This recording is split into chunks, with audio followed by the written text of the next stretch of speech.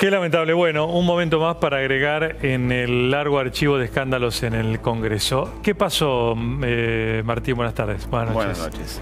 Bueno, en uno de los momentos más tensos de la discusión sobre si seguía o no seguía la sesión, si había que ir o no a un cuarto intermedio, en ese momento hay un cruce que no se alcanza a ver en las imágenes entre Leopoldo Moró y Nicolás Massot. Leopoldo Moró le grita algo a Massot vinculado a su familia y vincula a su familia con la dictadura. Massot reacciona.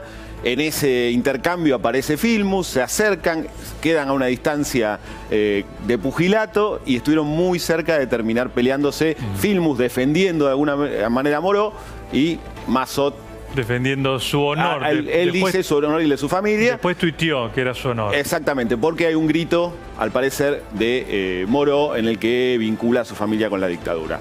En eso tuvieron que tironearlos, no lo llegamos a ver del todo en el video, pero hay un momento en el que se lo llevan como en las peleas de la calle, ¿no? Sí. En un boliche en la madrugada. Así es, y se lo llevaron agarrados a cada uno a un rincón y no pasó a mayores. Pero fue uno de los momentos, o el momento, que marca quizás el símbolo de esta sesión adentro del recinto, ¿no? Sí. Y quizás fue el momento más auténtico de todo lo que pasó. ¿Por qué decís auténtico? Bueno, porque todo parecía ficcionado, todo parecía guionado como en un teatro, ¿no? Claro. Los incidentes afuera, la reacción adentro de la oposición, sobre todo del kirchnerismo y de la izquierda, no podemos sesionar porque afuera hay una situación de violencia, porque hay represión, porque tal y cual. Necesitamos parar la sesión. Suspender. Exactamente. ¿Para qué? Para seguir con el costo político más tiempo. Exactamente. En una repetición casi calcada de lo que pasó en diciembre con el tratamiento de la reforma previsional, en una versión que de calcada pasó a ser edulcorada, si se quiere, ¿no? Porque no fue tan grave como aquella vez, porque no hubo tanta gente en la protesta, porque hubo sectores que no estuvieron esta vez y que habían estado otra vez. Sobre todo fue muy notable lo de las organizaciones sociales, ¿no? Que no fueron. Estuvieron, pero tomaron mucha distancia y no se involucraron en absoluto en la pelea con la policía, como sí lo hicieron los grupos, por lo menos identificados desde las banderas con la izquierda. Sí.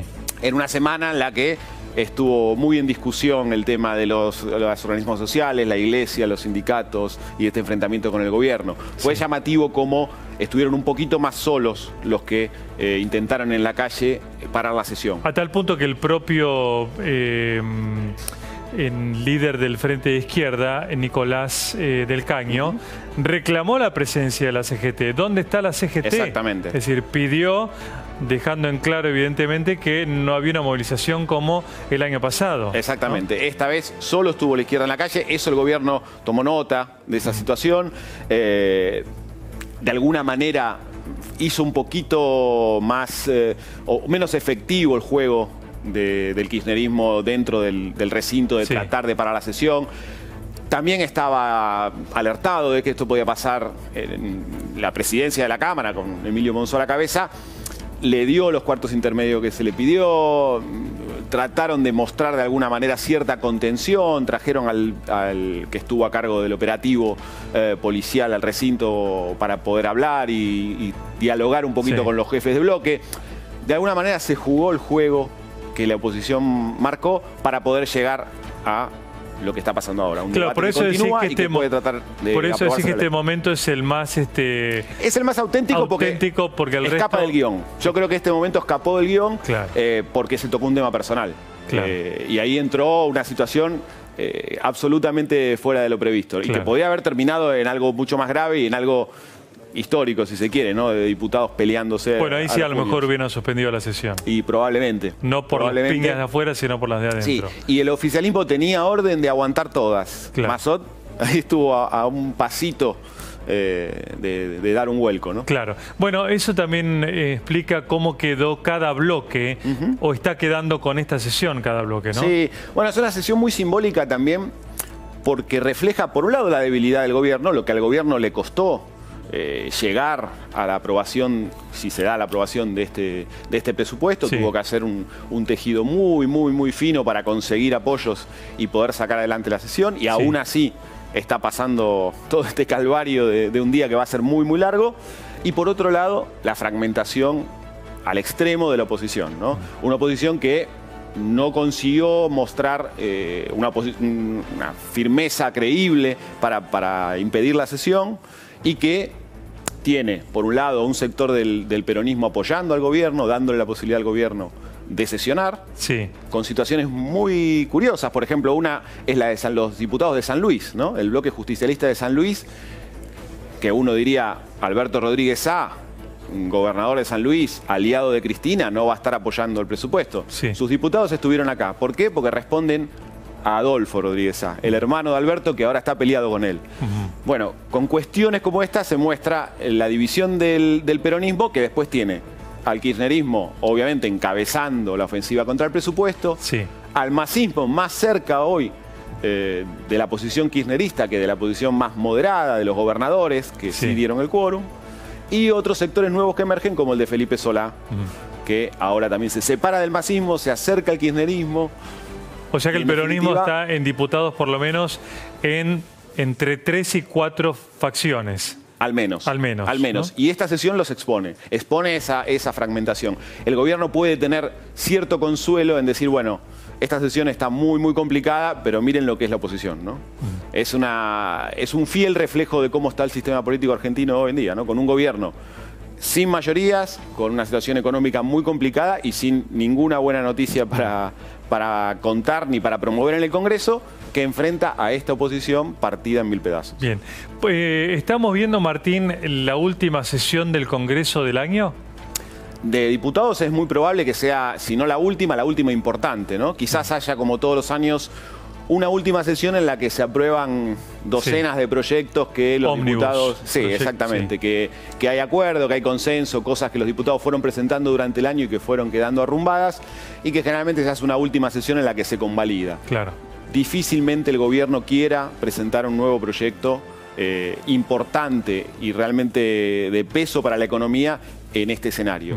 Todo lo que el gobierno no tiene previsto mandar ninguna ley de peso en materia económica, social, de reforma penal, nada, con este Congreso como está conformado. Todo lo que el gobierno pueda hacer para evitar ir al Congreso en este escenario lo va a hacer. Y sobre todo en lo que queda de un año, que todavía falta que venga lo más duro del golpe a la economía, ¿no? Claro. Entonces, si consigue el presupuesto, que es la urgencia, que es lo que realmente el gobierno necesita para que su plan económico avance... Hasta abril, marzo... En lo posible, hasta abril, marzo, va a dejar que esto se aquiete. Obviamente que este debate ahora va a pasar al Senado y también va a haber ahí un poquito de ebullición, aunque el Senado suele tener otras formas y difícilmente veamos este tipo de escenas en el Senado. Probablemente estemos ante el último momento de tensión dentro del Congreso. Bien. Estas diferencias que a veces vemos, como dijiste, que son un poco una puesta en escena, ¿realmente son profundas entre el kirchnerismo y el peronismo federal?